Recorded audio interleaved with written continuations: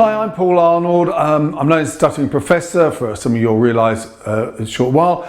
And what I've been doing for the past 30 years is working in the advertising communications industry as effectively a strategic plan. And you know, I've written over 6 award-winning effectiveness papers where one of the things we have to do is to demonstrate that the campaigns that we work on do actually deliver against the objectives they set.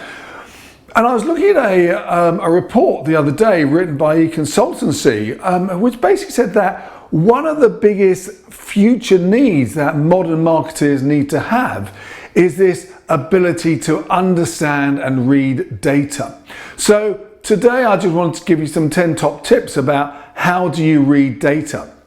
And one of the things I saw the other day was that apparently, and I don't know who counts this, but over 90% of all data that exists right now was only created in the past 2 years. So we are living in a world awash with data. And if you're in marketing, you've got this fire hydrant of data being chucked into you every single day. And how do you make sense of it?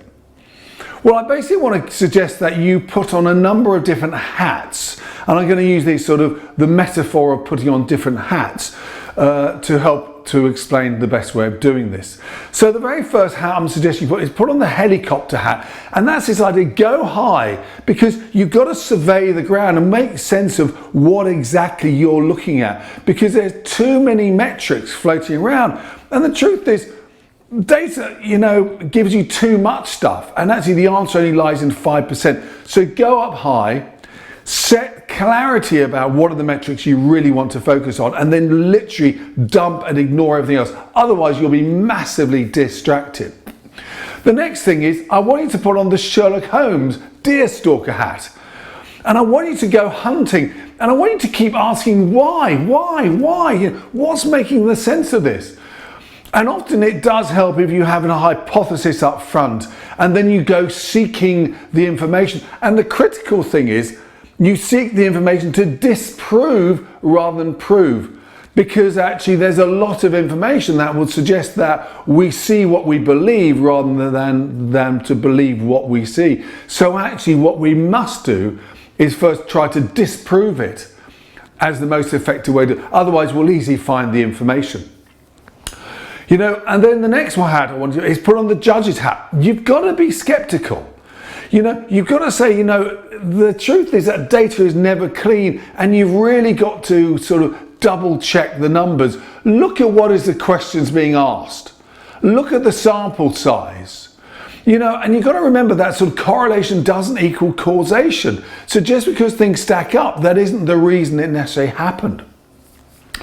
And obviously we've got lots of algorithms helping us to pull the data together. Again, one of the things you've really got to do is look at the basic assumptions that are being built into the algorithm to make sure it's spewing out common sense.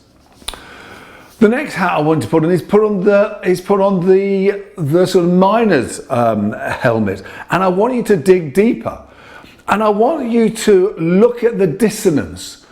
Look at where things are not stacking up. You know, when you look at the information, it's not quite working together. And basically, you know, you've got to look for the shadow.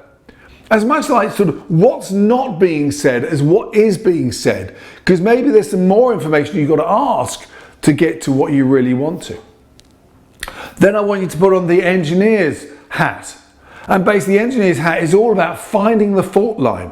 So again, what you've got to do is you've basically got to like sort of cross-analyze the data, triangulate stuff, and look where it doesn't make sense. Look, where is the problem? Where does this not stack up together? And then you follow that. And often when you find that fault line, it's going to lead to somewhere really interesting.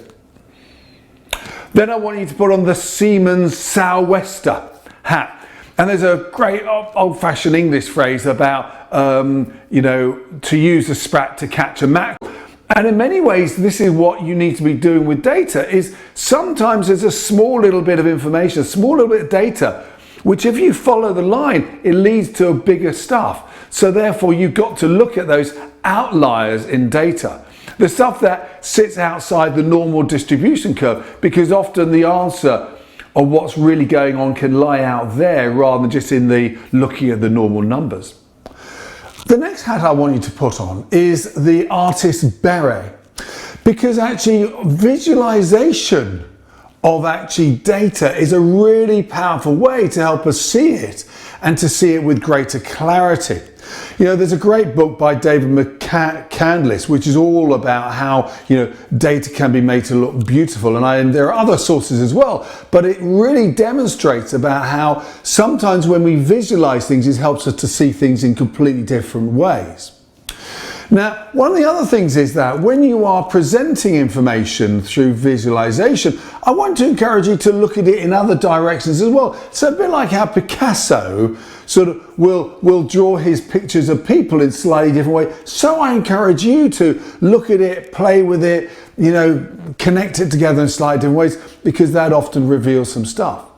And therefore often it's a case of looking it upside down, doing the twist, inverting it. So, for example, rather than focusing on, say, the 33% of people who say they don't, look at the 67% of people who say they do. And therefore you can start to see different information from looking at one angle or looking at it from the other angle. And then I want you to put the optician's hat on. Well, I don't know, opticians wear hats, but you know, they wear that big sort of eyeglass thing to look at your eyes. And one of the things is that we are often blind to data. We often don't see things as clearly as we should do. And I always encourage people to look at data 3 times, because almost the more times you look at it, you get past the already seen, and we need to then see things at a different level. And the last hat to put is the storyteller's hat, because actually we've got to find the story that makes sense of the data. But you also got to remember there are many different stories that you can make from the data. So I want you to go beyond the first level of story, examine it a little bit more, find a different angle to it. And actually, you know, then as such, you'll then be able to create something really interesting out of this. And the last thing, but not least, you've got to spend time on this stuff. You know, if you only just spend 5 minutes looking at it, you're going to get 5 minutes worth of rubbish. So you've got to dedicate time. If this is serious, you've got to dedicate time to it. So I hope that was useful. If you want me to come and do some more work with you in that field, then by all means contact me at the end of this and I'll be happy to help. Anyway, till next time, take care. Bye.